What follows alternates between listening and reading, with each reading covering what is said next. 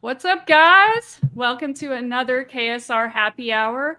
This is the newest show on the KSR YouTube channel, and I think this is our sixth show. Does that sound right? We've Sure. been rolling pretty much Yeah. since the off season started. So if this is your first time with us, welcome. Every Monday at 4 o'clock, we sit down, the rotating panel of KSR writers, and talk about what's going on in the news and in our lives. And we do it all over a delicious, as I get out of the koozie, Country Boy Brew. All right, what do we got? Do we all have one today? Oh, Yeah, I had to take a break. I might have had a couple too many happy hours this weekend. You know. it It, happens. yeah. Proof of life. Yes. Well, Country Light. I'm Nice. enjoying the Halfway Home, the American Pale Ale. This is my first time trying it, so I'm very, very excited. Oh, it's great. Yeah. Yeah. You can't be So- disappointed whenever you're drinking Country Boy. And now I need to try the lime one.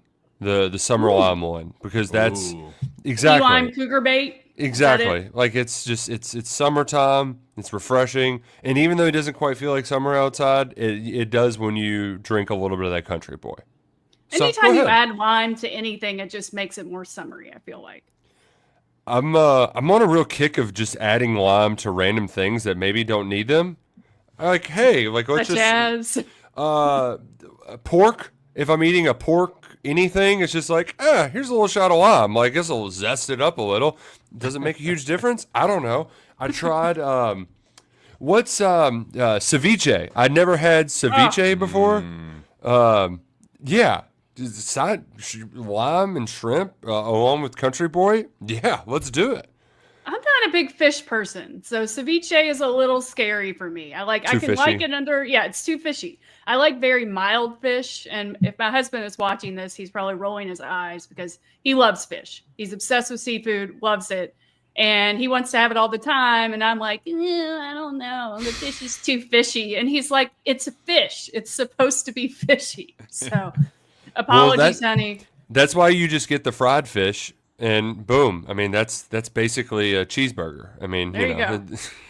Maybe I just need to put lime on it.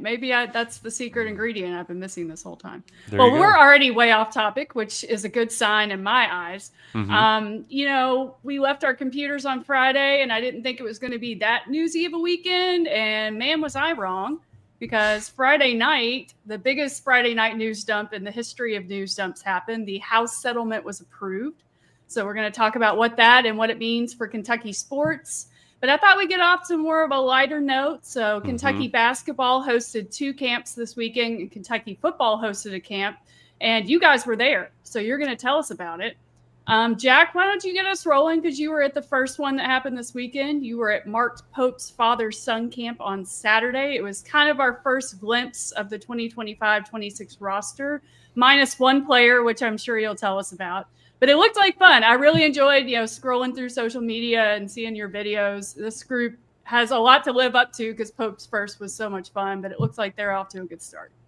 Yeah, you don't take anything in terms of like, how good are they? What do they bring to the table as players? It's like, what are their personalities? How fun are they? How connected are they? You kind of have to just get the intangible stuff whenever you go to these types of camps. And it was a blast. I'll be honest. Like, I think there's a gravity in the room to Otega Owe now that he's back. He makes his, highly anticipated decision to return, and he just kind of had this commanding presence in the room where he just kind of was the first person to, lead the way at some of these, some of the drills, and, the fans gravitating toward him. And he just kind of had that, persona to him where you could just kind of tell that this was his team. And I think it was a really good sign there. Some other kind of, things that fans were obviously keeping a close eye on. Jaden Quaintance, how is he moving? Is he going to be back anytime soon? What does that look like? He moved around really, really well, beat the crap out of every kid that he played one-on-one against, which, again, it's one-on-one against grade school kids, but how well he was moving, how confidently he was moving, I think was a big plus. And I think Jasper Johnson, immediate fan favorite. You had just every kid going up to him and asking him. I don't know if it's like the OTE thing where he just has this social media presence that's just so much different than everybody else, but he's definitely by far the biggest fan favorite thus far. Oh, yeah. So we're showing Jasper now, but the clip before that was one of the big stories of the entire weekend. Mark Pope saw a camper who had on red socks, and he made the kid change them immediately. Brandon Garrison was there to supply some white socks, but Pope clearly they can't have red in his building. He's that anti-Louisville. So I love that story. I thought that was a really cute one. I may have made a similar mistake once upon a time, and it was one of the first things that I ever went to as a KSR college intern. It was back when they would host Fan Day on like a Friday night to try to get people to show up, and they would do fireworks. And I was told, "Hey, you're in the media. You don't want to look like a fan. Maybe should not have chose the red shirt." And man, did I get a stink eye from Mitch Barnhart, who he apparently is very similar to Mark Pope, but is very serious. It's not a lighthearted thing. You cannot work in the UK Athletics office at the Joe Kraft Center and wear red. And that is even to the point of like, it's a cold day, you just put on a red cardigan. He will give you a scowl and why are you wearing that in here? So if you think Mitch is a little tightened up with that top button, no, he takes this just as seriously and as crazy as the rest of us do. I love that because, like you said, you kind of expect Mitch to be a little mild-mannered, but absolutely not when it comes to rivalry. I love that. You pointed out too, Jack, it's hard to overstate it or even understate it because it's a very little thing. But whenever I've been to a lot of like the satellite camps back when Cal would do like a dozen or so, and we would have to divide and conquer. There were so many. But it is just fun seeing the guys together for the first time in an informal setting where we only get the, I come out here to compete and blah, blah, blah, blah, blah, blah, bullcrap, the media training stuff.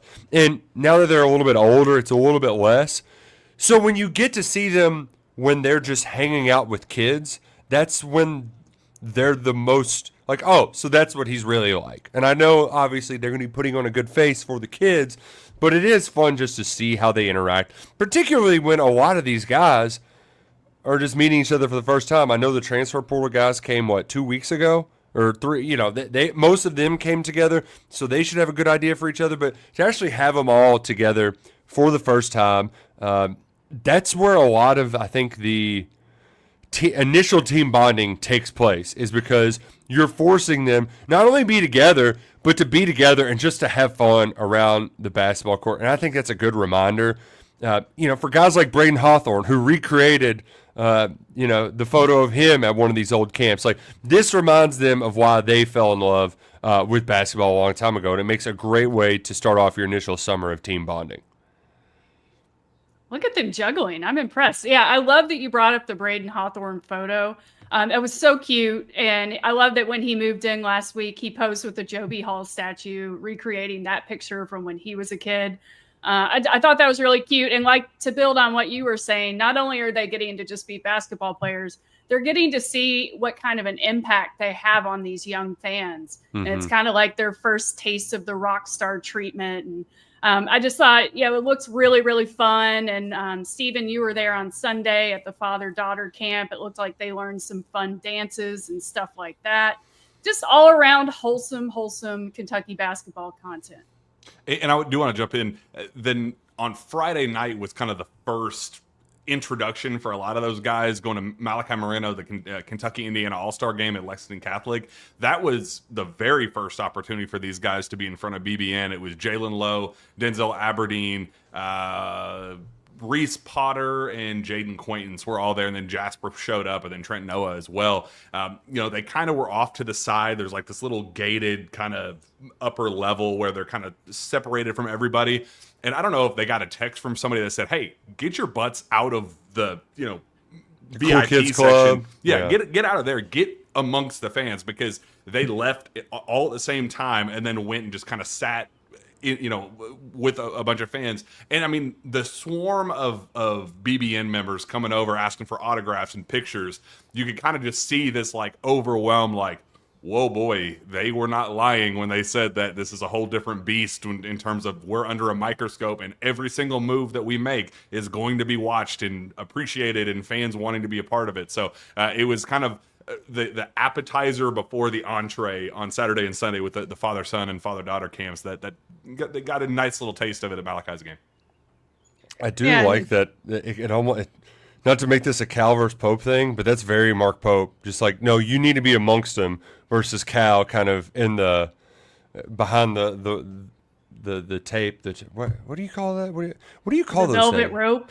Yeah, velvet. There we go. I doubt it was velvet at Lexington Catholic, but that is. It was like gate. It was like an actual like whole gate that they were in a whole private section by themselves. It was hilarious because Zach and I were both there, and it was like 8 o'clock on the dot. And we thought they were leaving at first because, Zach and I kind of joked. We were like, oh, I bet, it's a Friday night, first weekend in Lexington together. Oh, time to get out. I bet they had you got to stay till 8 o'clock and then you could go kind of curfew on the other end.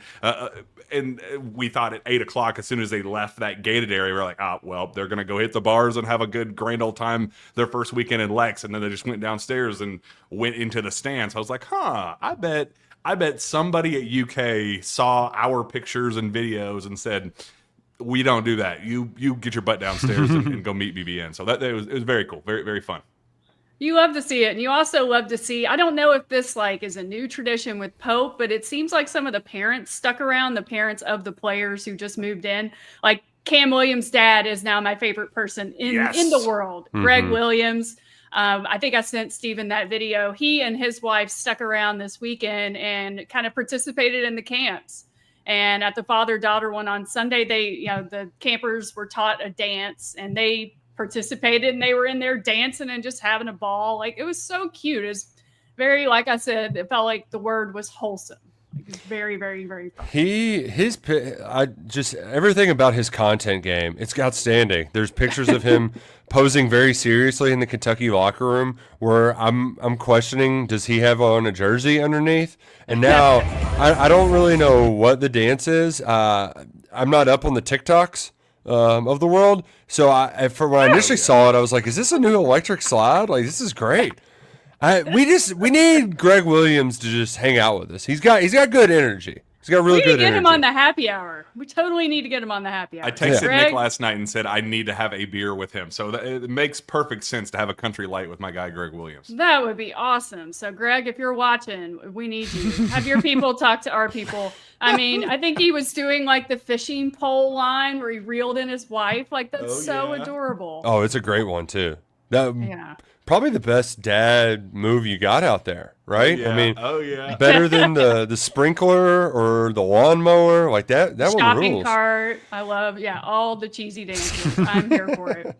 So he's my front runner for Team Dad so far, which is perfect. Father's Day is coming up, so shout out to you, Greg Williams. I think Alvin Brooks, the third, said on Twitter that Greg Williams asked for a jersey number and he wanted to be -1.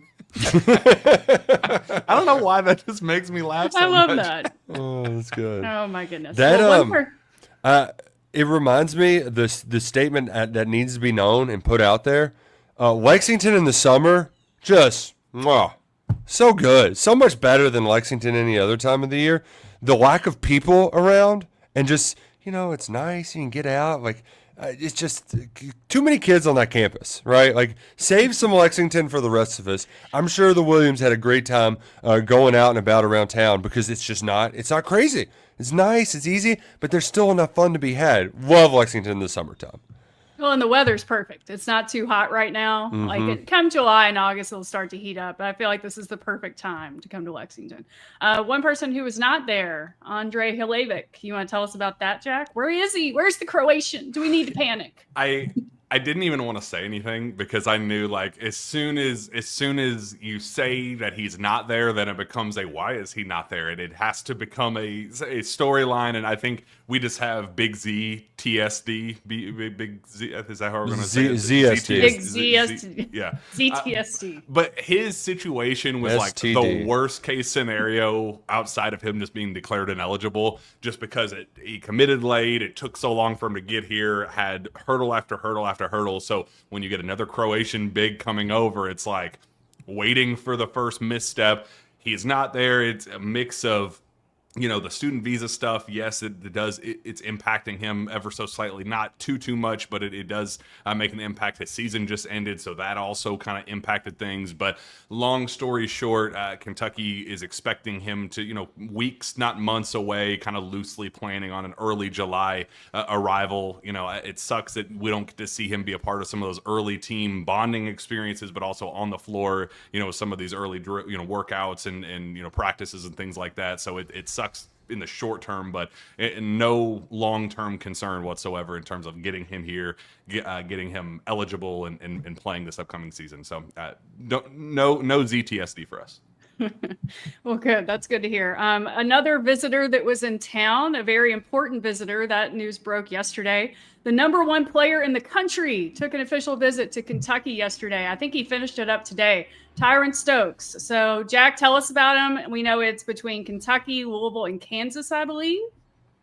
He's the number one player, so other schools will definitely get involved. I don't think there's any rush for him. There's some reclass talk, but I don't think that's going to happen. But yeah, you casually get the number one player on, very quietly get him on campus. This is a kid grew up in Louisville. A lot of Louisville fans in his family, but it's my understanding that he is not, like, he's kind of been like you guys can root for whoever you want. I'm going to be just kind of the fan of college basketball, and definitely has an appreciation for the history and culture of Kentucky basketball. But Tyron's an interesting one because he's going to be expensive. He's going to, be what a number one player in the country is. But when you get a kid from Louisville with ties to the Kentucky program, you kind of see this as one of those deals that Mark Pope can make a really substantial push, and I think there's mutual interest there that is stronger than I think it's led to believe publicly. I do think Kentucky is really, really firmly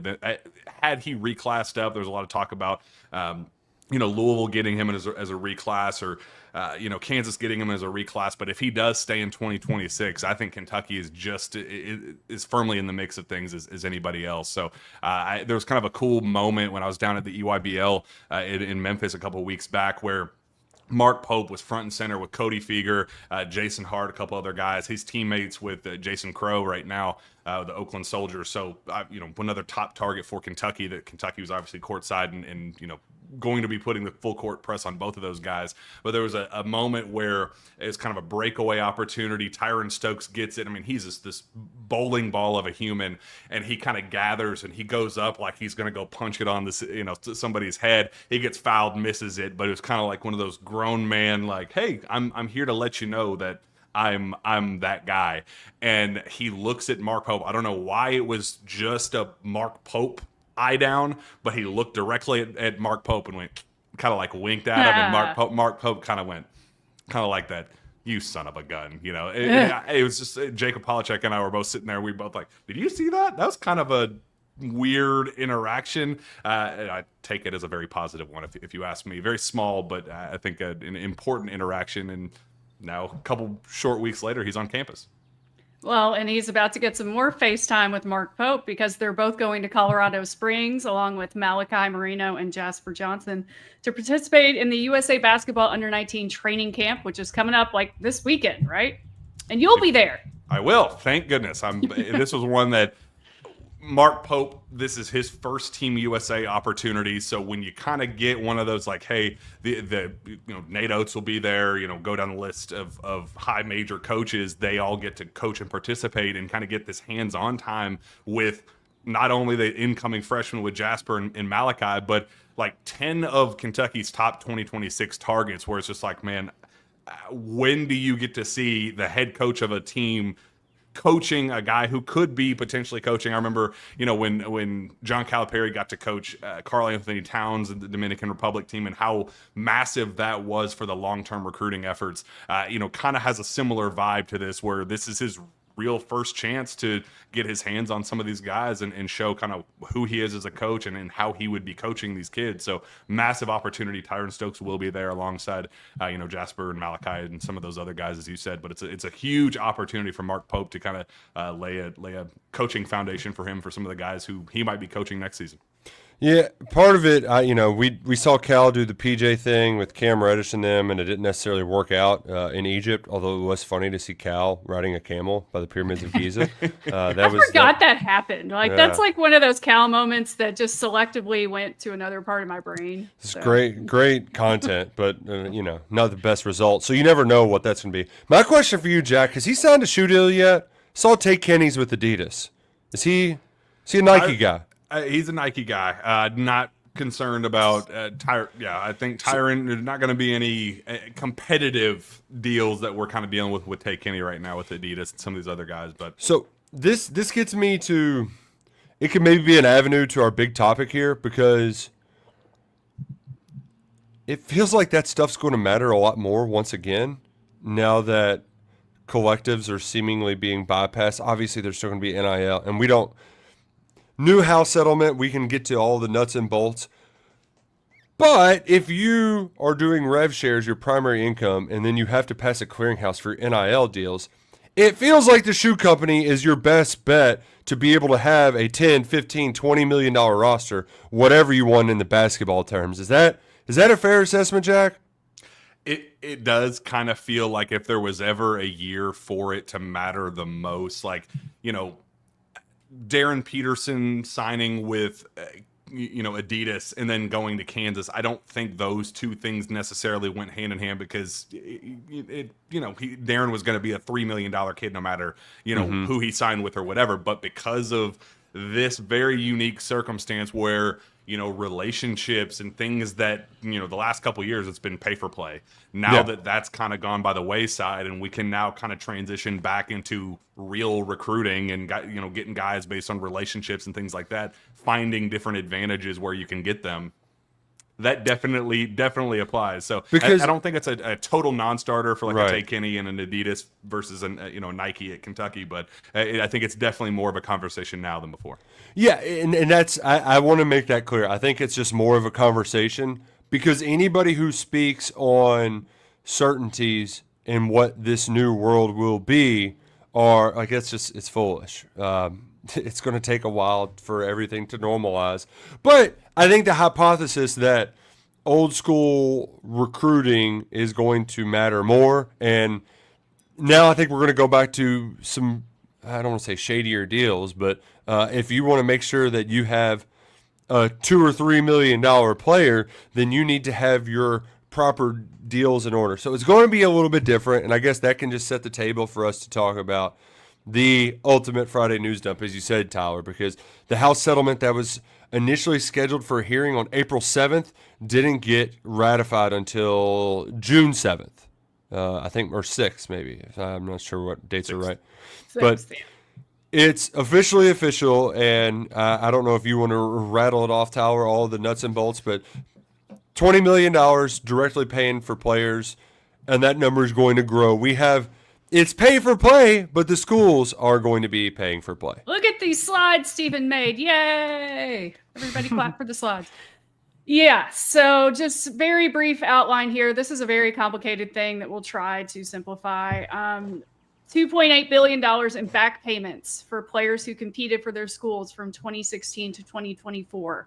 And so going forward this year for this sports season, schools they can distribute as much as $20.5 million across all their sports, however they like. Some of them will probably choose to follow the back payment model, which is how they're determining how much to pay the previous athletes. 75% of that revenue will go to football, 15% for men's basketball, 5% for women's basketball, and 5% for all the other sports combined. Kentucky has not disclosed how they will distribute their revenue this year. In his remarks about it, Mitch Barnhart has said they'll be fluid. It's not going to be the same every year. If one year basketball needs a little more, then they'll adjust accordingly. We did find out, I thought this was interesting, in an interview that Matt Jones did with Ross Dellinger, that the SEC wanted to they wanted to cap spending by sport. So football would get at least $13.5 million of that $20.5 million. Basketball, I think men's basketball was $2.8 million. And when Kentucky heard that, the $2.8 million figure, they said, no. we need to be able to give men's basketball more of the piece of the pie. So the SEC just decided to shelve it. It's not totally off the table, but it is for at least this season. It's going to be really fascinating to me to see how schools divide that up, because for Kentucky, obviously men's basketball is much more successful than at some other schools. South Carolina is a great example of women's basketball being a little more popular and obviously tradition filled. Baseball is a huge sport in the SEC, as we've seen. So I'm just going to be really interested to see how schools divide this up. And I don't know. I mean, I guess my question, we were talking a little bit about collectives. Are collectives a thing anymore? Because every single NIL deal, $600 or more, is going to have to be approved by a clearinghouse now. It can't just be, I'm going to cut a check for this player for however many, dollars, thousands of dollars. There has to be some services rendered, and it's not going to be UK deciding that. It's not going to be UK's collective deciding it. It's going to be a third-party entity that's going to decide, autograph signing should account for this much money. So the deal has to kind of go along with that. So where does that leave collectives now?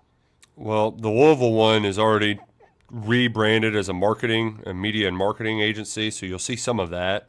I haven't gotten a concrete answer from anyone I know at UK about what exactly they're going to do. And I don't know about you, Jack, but there's part of me that's slightly concerned that like a lot of this is just it's good accounting / bad accounting, right? It is defining these dollar bills and earmarking them properly towards, what's it call it? I guess my concern is just that Mitch Barnhart is one of the ADs in charge of NIL Go. So Kentucky will there's no, how much funny business can you do to get that money aside? Because a lot of it, they've already raised a ton of money that's earmarked for later. So what are they going to do with it? I haven't gotten any definitive answers on that. And I also haven't gotten any, there's an indication of we know what we got to do.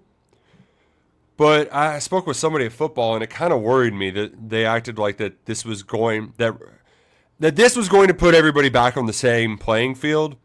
But I don't believe that. I'm not naive enough to think that there's still not going to be NIL monies being used to incentivize players. You just have to go about it in a different way. And that brought me to that conversation about just the shoe company stuff, because and I'm probably getting a little bit ahead of myself in this conversation, but let's say your goal was to get $10 million and you're only getting 3.75 from the rev share. It means you got to get $7.5 million in NIL, and that's not collective bucks, that's legit bucks. And how many Morgan and Morgan Donato's commitment ceremonies can you actually host to be able to say, well, this is fair market value? So that's the part that I guess my concerns are for, at least in basketball, Jack, because in football, there's more players, but they're not getting into Texas $40 million roster. They're not having to spend that much money. But basketball, you are going to have to find at least a name or a company or something to legitimize paying this guy $1 million, that guy $2 million, that one this much when it's all said and done.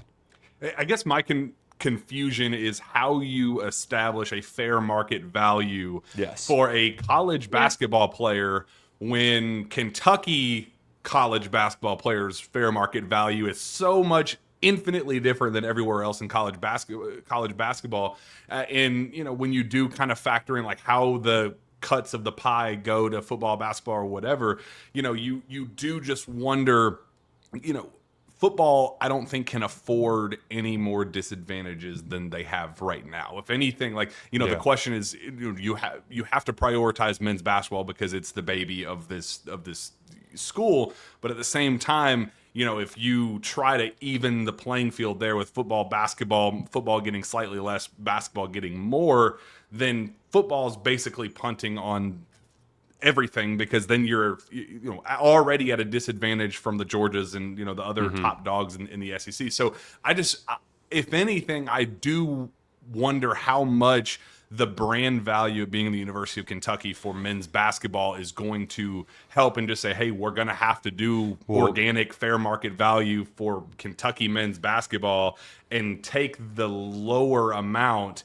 and give as much of an advantage to football as possible. As a basketball guy, that's how I would do it. And that goes to the NIL Go thing, where maybe it is an advantage somewhat to Barnhart, but it just doesn't apply to Kentucky basketball.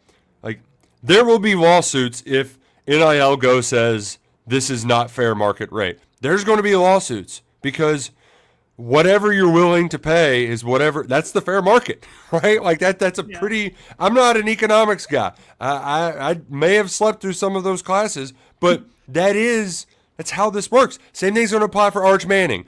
His last name changes his fair market value. So I'm fascinated by how restrictive they're going to be in the clearinghouse, but I do think more of the house settlement, like from not as much of a Kentucky level, because this is where you should trust Mitch Barnhart. Kentucky was a school for a long time that was one of the few in the countries where the athletic department gave money back to academics. A lot of schools would have to supplement their athletic budget by taking money from the university.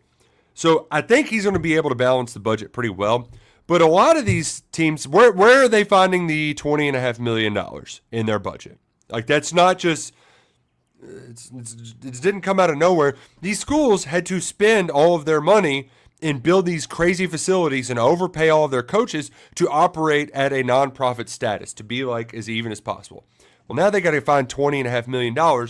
So what does that mean? Where do you get that money? You make cuts. Was it Texas A&M that had to shrink their athletic department by a third or something like that? The teams, you're going to have to cut some teams, right? Like water polo. These are not fun conversations. No. Like, I never have been more grateful that I'm not a part of the people making these decisions, because swimming and diving, a lot of swimming and diving, like that's a big roster. Yep. Some teams make sense, obviously, to invest in. Football is your biggest revenue driver at every single school, even a basketball school like Kentucky. You can't afford to not invest heavily there. Men's basketball, the same. Women's basketball, to some extent. Baseball, yes. And I think in Kentucky's case, volleyball has a very good case to have a piece of that pie. Well, but what about gymnastics softball? events? They sell out, and you're. Yeah, and softball has a big roster. You mentioned that with swimming and diving. Same thing with the soccer teams. So that part of the equation fascinates me.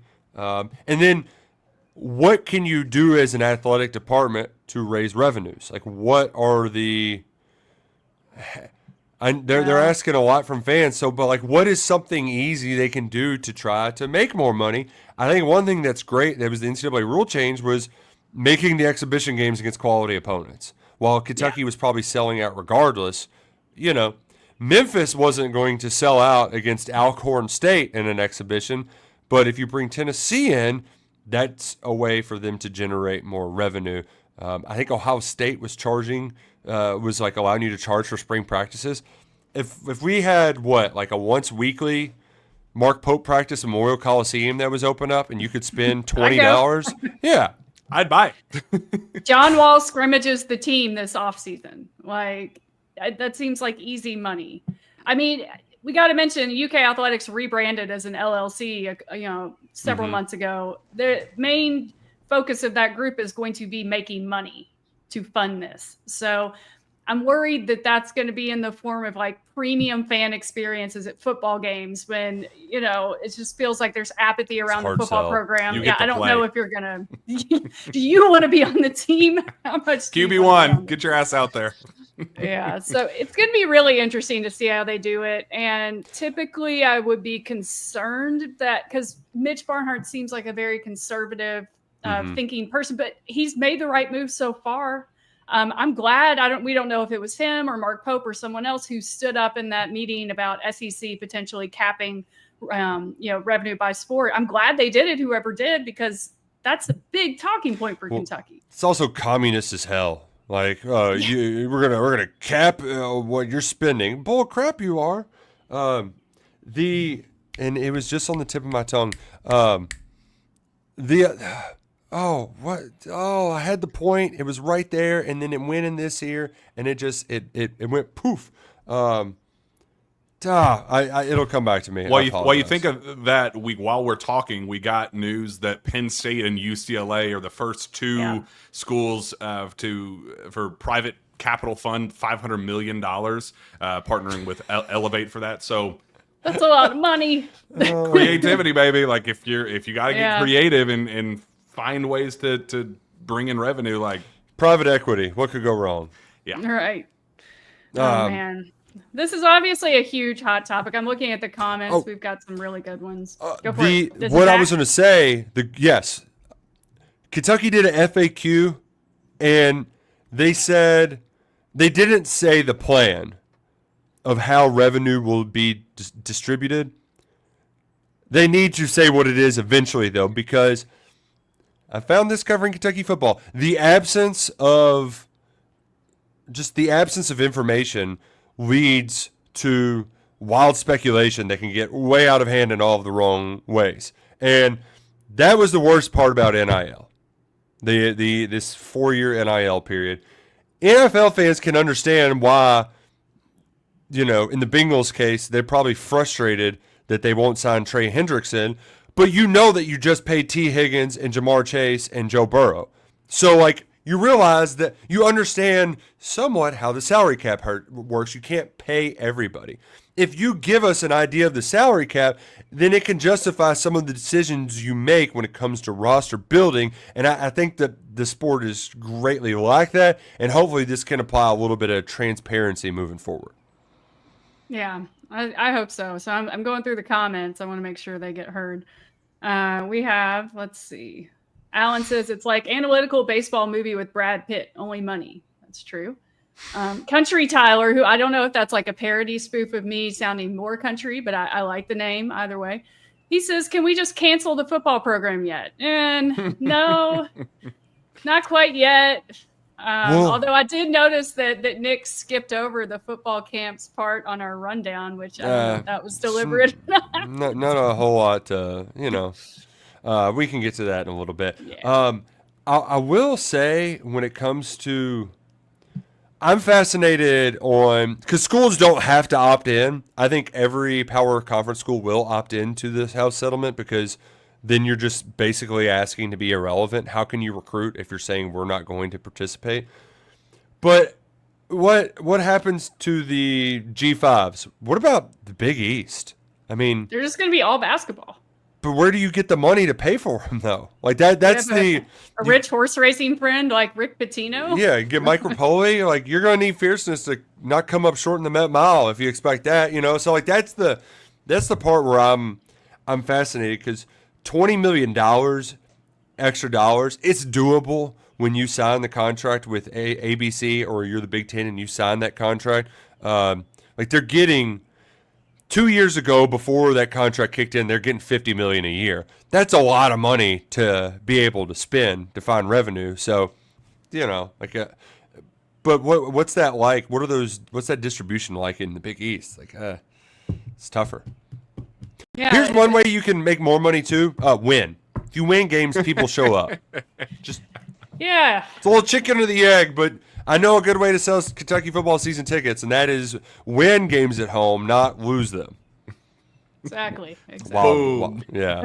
I will add, Nick, you asked for the transparency with the FAQs. We got the official statement from Kentucky says decisions will be finalized in the coming weeks. So hopefully that leads to the transparency, so we don't turn into this echo chamber of what's the So we do have that. And Kentucky did say for some reason we had that 2016 to 2024 number that was publicized. Kentucky says it's athletes that participated from 2016 to 2021. So I don't know what the difference is there, but Kentucky did, if there was any reason to think otherwise. They're determined to just live life in pre-COVID and past-COVID, and they've chosen past-COVID. I guess because they had NIL at that time, so they're like, we're not going to give you theoretical nil dollars when you could have been making them. But I think my wife just missed out on that by a year or two, which damn, man. I Could you really imagine wanted if you got that check just randomly It would in be the mail? kind of cool. Like I Yeah. would. I mean, I don't know how much it would be for a volleyball player, but it'd be neat. Yeah, my brother was a walk-on at Western. He played at Alabama. He has a picture of Jalen Milroe juking him, and so he he like no, it was Jalen Hurts. Sorry, he brings that one up up a lot. But I think he just missed the cut as well because he was hurt then. But still, like getting one of them house settlement checks, like Lynn Bowden's got to make some money off that. You know, Ooh, yeah, definitely. Yeah, for sure. come see about it. Speaking of Lynn Bowden, I wonder what he's up to these days. We had any Lynn Bowden sightings? Is he on a training camp? Where is he? He was living in Lexington recently, but I don't. Wait, he might be in the CFL. I remember one of Kentucky's guys got drafted into the CFL, and I think I saw Lynn Bowden on one of those rosters. So. Okay. Shout out to Lynn. We miss you. Can you come back as, Lynn Bowden's little brother? He is a DC defender. Okay, XFL, which did they win yesterday in the UFL playoffs? I didn't see, but they do not have Kelvin Joseph on the roster. I'm here to tell you that he is not. Why? He is not. He is sitting in a jail Oh, cell. So Defenders beat the Battlehawks, so they're in the UFL championship. Let's go, Lynn Bowden. I'll cheer for him. Football in June, why not? Speaking of the football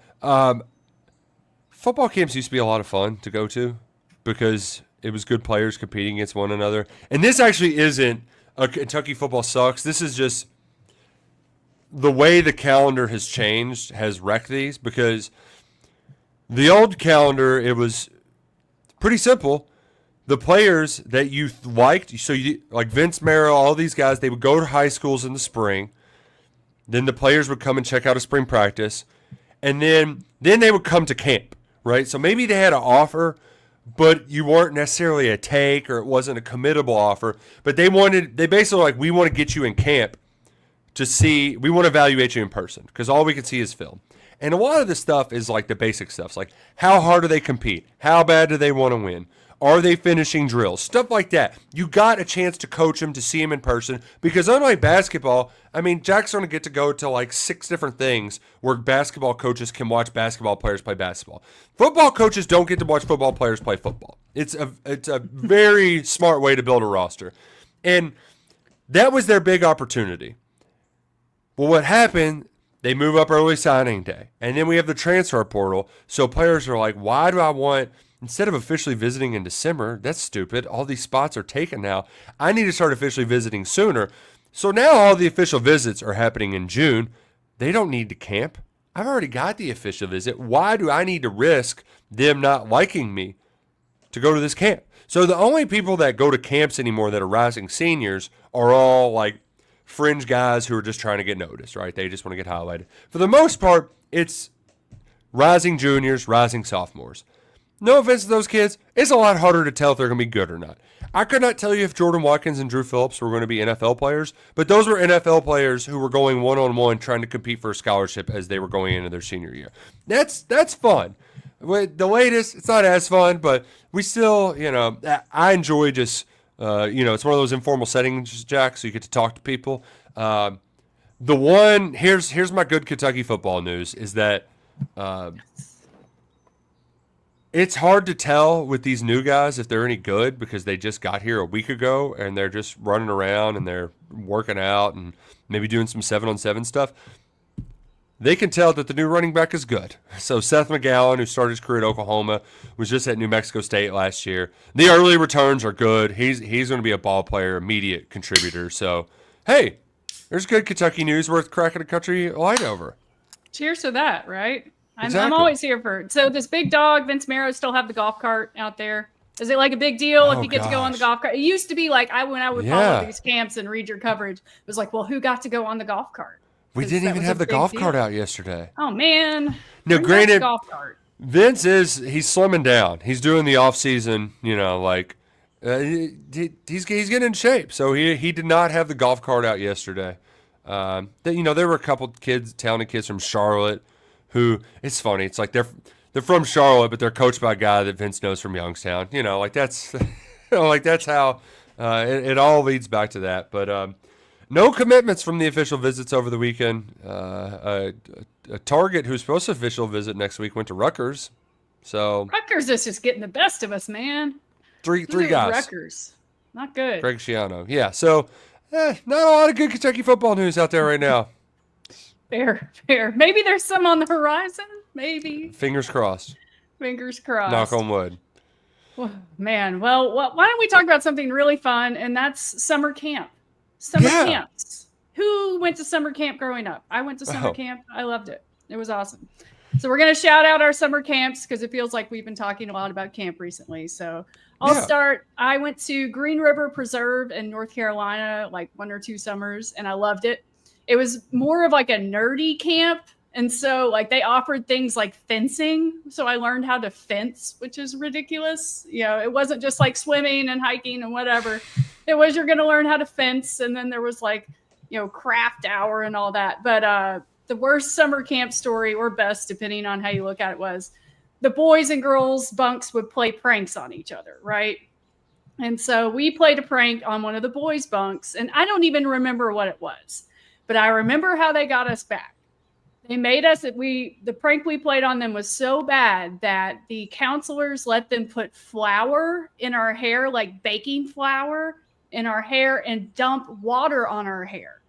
If you don't know what that means, flour and water make dough.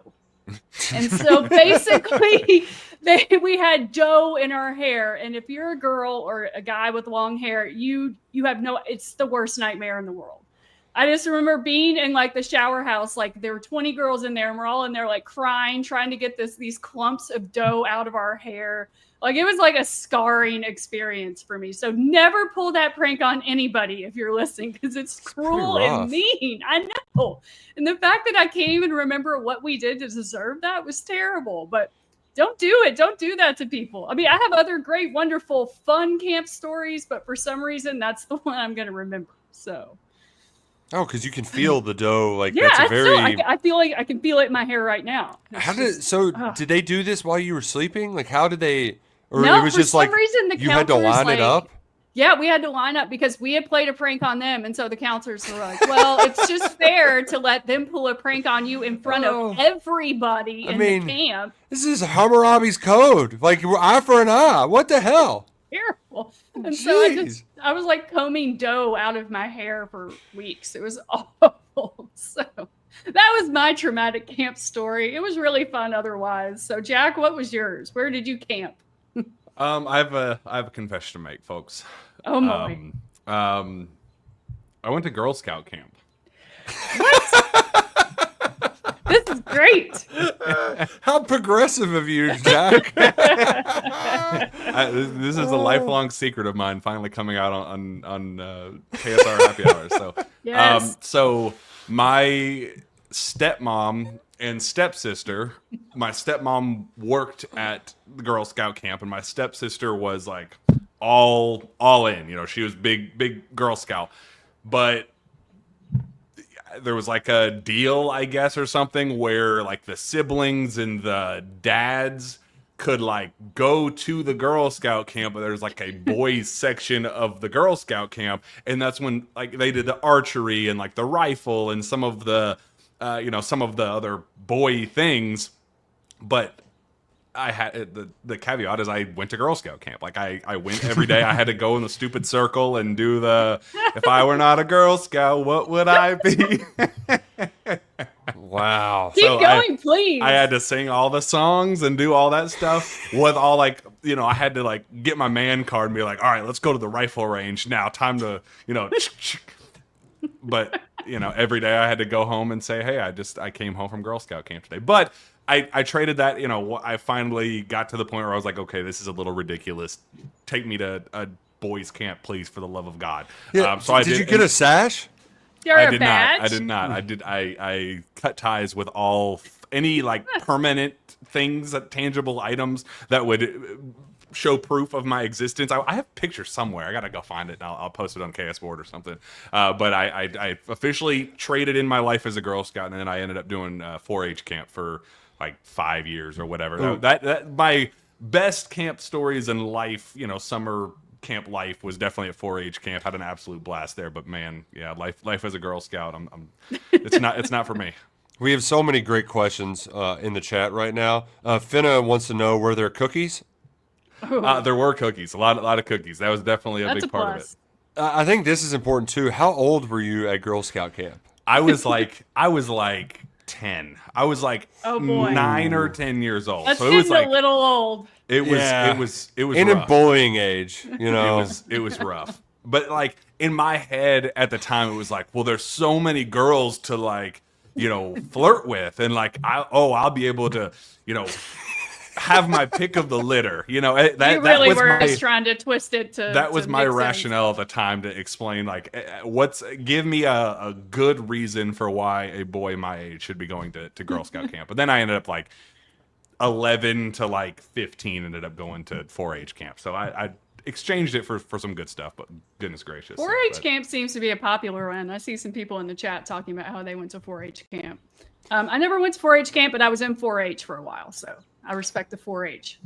I'm going to attempt to one-up Jack here, and I don't know. I if don't know can how you from can. shock and awe, but I think I can come close because Camp Ro Wallace was conservation camp put on by the Kentucky Department of Fish and Wildlife, and best camp ever because it was 5 days, 4 nights. It cost $88 a kid to send, and I remember that dollar amount being like, it costs more to go to Derek Anderson's camp at Dawes High School, and like I'm not staying overnight. So my parents were happy to ship me off there down at Lake Cumberland, and it was. So I think you couldn't be a teenager, but this was like 5th and 6th grade. So it's guys and girls, and you're intermingling. There was a lot of hormones that were you're figuring things out. May or may not have had first kiss at Camp Ro Wallace. But Ooh, summer camp romance. oh Nothing yeah, like it. and I think she was technically my girlfriend for all of like 3 days afterwards before she was like, I'm ditching this loser. But here's the part where I think I can potentially one up, because each year for the final week of Camp Ro Wallace, so they would have kids from all over the state for the 12 weeks or whatever it is, and the Louisville crew, for the last week of summer, we got the big tradition, which is the last night they had a wrestling match between the counselors on the ball field. And when I say they had a wrestling match, it became wrestling week. So we all knew that this big match was going to happen and the counselors were going to get after it. And, it's kind of corny, but then it became a true good guys versus bad guys situation, because the guy who operated the canteen guy, he became the heel. And like canteen guy, he's supposed to be everybody's best friend. You go there, you buy a soda during your downtime in the afternoon, you can get some Pop-Tarts, some real treats, some candy bars. Everybody loved the canteen guy. Well, canteen guy started saying, oh, sold out, don't have this, can't buy this. He would start shutting down the canteen, and all the counselors would be like, can you believe the canteen guy? He's terrible. Boo, boo. And so this all built up for the wrestling match. And, by Thursday, we're all fired up, we're charged up, and like, it's 12 years old. Like, this is going to be pretty fun. And so the final, they're doing some earlier matches, but finally canteen guy gets in the ring. Everybody's booing him. And my counselor got to play the role of triumphant hero. And how he became the triumphant hero was, not only did he hit canteen guy over the head with a chair, he then threw him into a porta potty that was next to the wrestling ring and then knocked it over. Oh. You think it's a bit. Poor canteen guy comes out like he stays in there for a while. Everybody's like, oh, that's a show, it goes over. Well, he stayed in there for so long, I went back to get my medicine. I had to take like an inhaler or something tonight. I don't know. And he comes back afterwards. He's blue and red because the chair had split his head open and he was bleeding all over the place. So Camp Ro Wallace, man, they went hard in the paint. There was no slowing down at Camp Ro Wallace. Great times down at Lake Cumberland. So if we had to, in the chat, let us know if you had to rank our camp moments. Jack at Girl Scout camp, Nick's Canteen, Wrestles SmackDown, and me with dough in my hair from the boys' bunk. You just let us know. I have my stepmom, stepbrother, and stepsister all on the lookout for that picture of me at Girl Scout camp. I'm trying to get it. So prolong this as long as we can, because there might be the ultimate reward of a picture of me at Girl Scout camp before we end the show. That is too awesome. I have to give a shout out to someone in the chat. Patrick Wren says, but what does this mean for Brandon Garrison? I mean, that's one of the questions of the summer. Speaking of Brandon Garrison, we get to talk to him tomorrow, or rather Jack does, along with Zach and Jacob. We're doing the basketball program is starting the whole off-season media opportunities. So tomorrow will be Brandon Garrison and Otega Oway talking to reporters tomorrow morning. Very, very excited about that. Jack, you excited to see your buddy BG? I am. When he first got on campus, it was somewhat of a rough interview. I think he was not one of the most talkative and eloquent. I think the players need to realize that the longer winded, the better. He gives good answers, but they're always like 5-second hitters, and it's like, we give us a little bit something more to work with. So he's definitely grown up a little bit in that regard, and he did a great job on the KSR interview a couple weeks back. So I'm looking forward to that. But come on, man, it's all about Otega and getting the stories of him coming back, and how that we got that conversation that he had with Mark Pope about how Mark Pope almost got a plane crashed when he heard the news of Otega coming back. So definitely the biggest priority tomorrow is hearing from Otega, his own words, why he came back. Yeah, definitely. I got to laugh at Steven in the comments says Mark Stoops wishes he was as motivated as Canteen Guy. That's motivated. Folks, I have a Girl Scout picture. Oh, update. Wow. This is exciting. All right, Steven, I'm sending it to you right now so we can officially put it in OMG. there. All right. Well, while Steven, it's bad. It's pretty bad too. Oh, I can't wait. So while we give Steven a minute to pull that up. Yeah, he's gonna have to do some real work too with this. This is clip worthy. Wow, man! When I suggested camp stories as part of our fodder today, I had no idea Jack was gonna drop that bomb on us. Whew, I love man. it. Well, camp living sounds like optimal living to me. So let's take this moment to talk about our friends at Optimal Living Services. Optimal Living Services partners with clients to increase their awareness of issues and empowers them to develop the skills to manage these challenges. Every individual has the ability to grow from their problems, like going to Girl Scout camp as a boy. Hey. Whether it's substance use, this took a much different turn, mental health work, finance, or emotional struggles, we help clients learn from their potential and join them in their journey. You can head to optimallivingservices.com to learn more. You can also give them a call and join them give them a call at 859-785-1030 and tell them that KSR sent you. So shout out to them. And I think everybody is waiting with bated breath here in the comments. We don't have a breaking news sound thing. So if somebody wants to make one up. Oh my goodness. And you're in a DeLorean? I'm in a DeLorean. Going back in time, baby. Where we're going, we don't need roads. Okay. Camp Shanatuck, Girl Scout camp, baby. Well, you're with all guys. This isn't nearly as exciting. That's what I told you. It was the boys of the girl it was like the siblings. It was the siblings, and our camp leaders were the dads and the husbands that were. Instead of the daughters of liberty, it's the sons of Girl Scouts. Yeah. There's Jack at Girl Scout camp. Oh my god, I love that. That was totally worth it. Shout out to whoever sent that in to embarrass you. You're an honorary KSR Happy Hour member. Cheers to you. So let's see. What else have we not covered? We got to let Steven talk about Murray State because they're playing for a spot in the College World Series tonight. They face Duke at 7 o'clock on ESPN.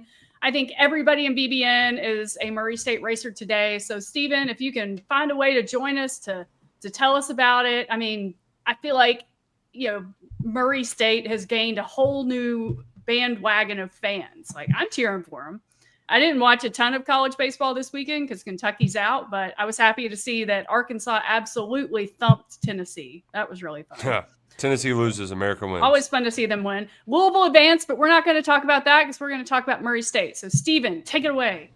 How about them Racers? Man, How about them Racers? one game away from I was thinking today they've had a lot of big time basketball wins.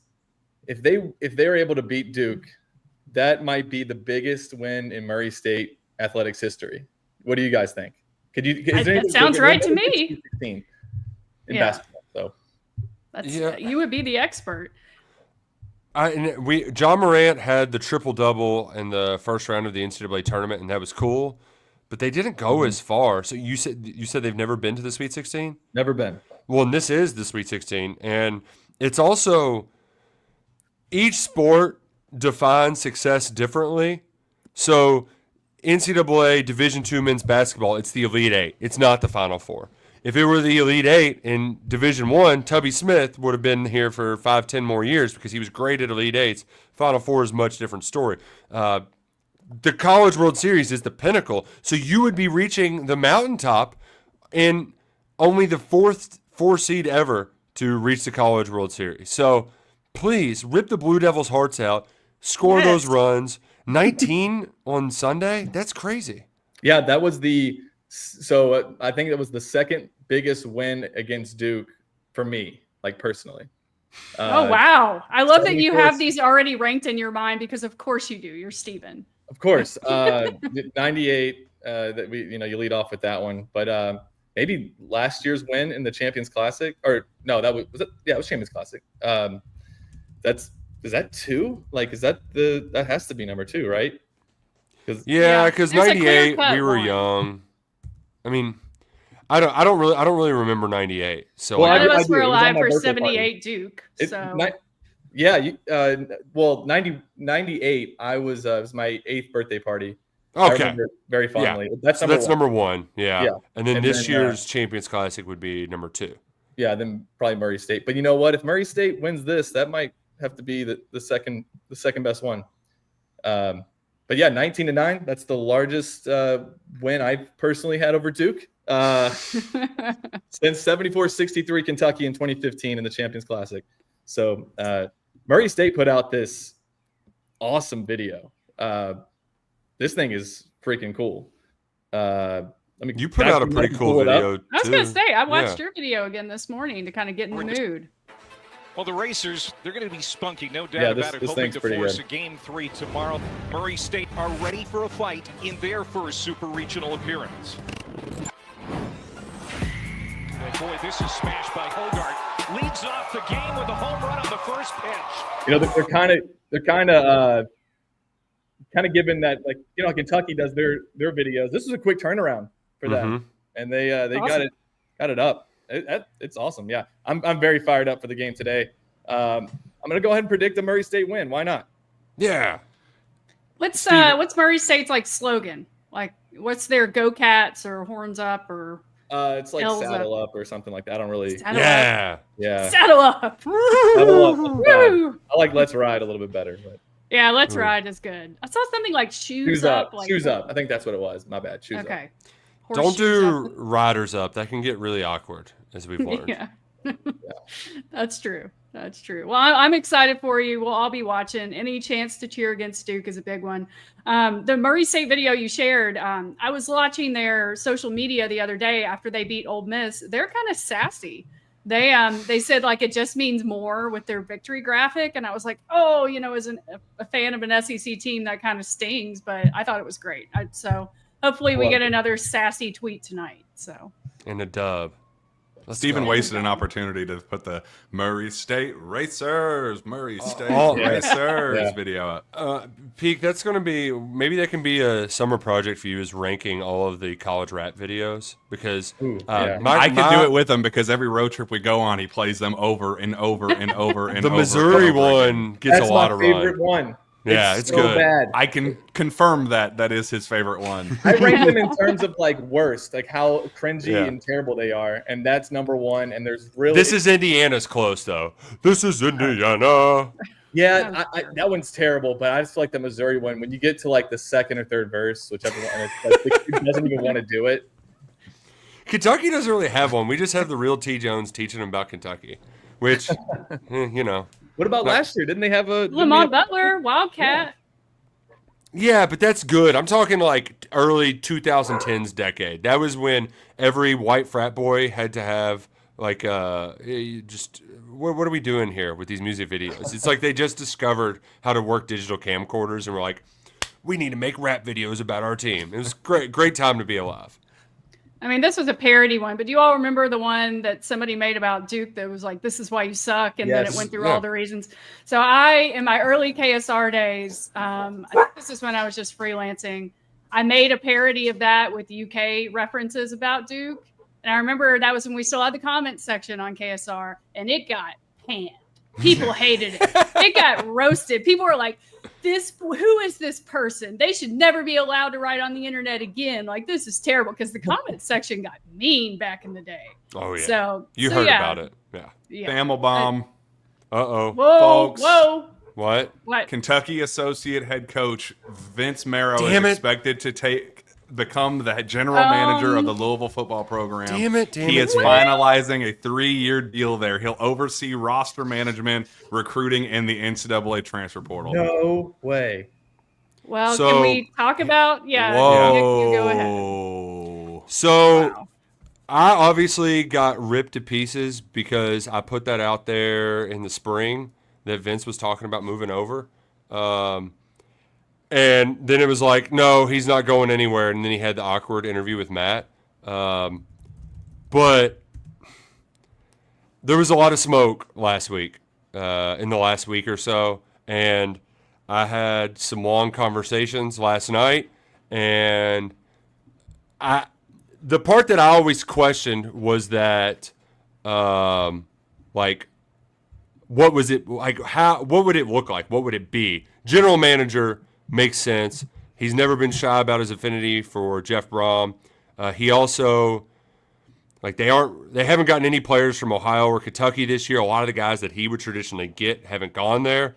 And if you would like for me to paint a picture of what this means for Kentucky and not just a rivalry thing, this is like Game of Thrones. Like, imagine season 1 of Game of Thrones, where like Mark Stoops is the king, and then everybody's just kind of plotting to like gain favor or try to overthrow him. That's basically what's been happening at the University of Kentucky. And Vince was the hand of the king that was always in the king's favor. And like when things were going well, he was listening to him.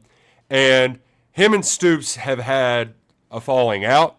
I don't know how drastic it is, but it's clear that the word that Vince once carried in that facility, it no longer is the case. They started shifting away from it. Mark Stoops started listening from other people. I think Vince Marrow was incredibly, I don't know if irritated is the right word, but he was losing the political game, and he was looking for an out. This is a way for him to get out, to find a soft landing spot not far from home, and still be able to get players and paid at a relatively good price, I could say, compared to what his salary was at Kentucky. Man, so I think, as you said, like we heard this may be happening this week, but I didn't think it was going to happen this afternoon. Huge news.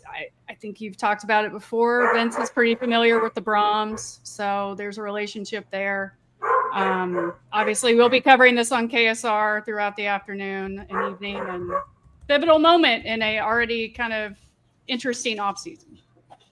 Yeah, this is also, we've been looking for red flags. This is the biggest one that's going to alert the most common fan base. The guys like on our board, like David Cornett and some other people, they've been pointing these out for a while. This is the one that is the nuclear atom bomb. He's the most popular assistant coach in Kentucky football history, and it's not even close. He recruited probably 60% of the players from, like, most of Mark Stoops' most successful players were from Vince Marrow, like Lynn Bowden, Benny Snell. Vince Marrow had to talk them into taking Benny Snell, and he's the school's all-time leading rusher, right? Like, a lot of the players that are in the foundation, the backbone of the success of this program were recruited Kentucky by Vince Marrow. He's the only one left from that original staff who was still around, and now he's leaving right before the pivotal June month of the recruiting season. This is a disaster. And here's the other part too, is that a lot of people were like, they get tired of some of Vince's stuff. Mike Rutherford's made it a whole bit that anytime there's a coaching vacancy, it's like, well, here Vince Marino might be on the move. But it's also going to be just really hard for Kentucky to get players. Not only when he's like, when they're terrible at football right now, but now that he's gone, like this guy put out a lot of fires that Mark Stoops didn't have to deal with. Like when players got mad, they went to Vince. He was like the Kenny Payne to them. And maybe he can't be as bad as Kenny Payne was at Louisville. But this is an all-time heel turn.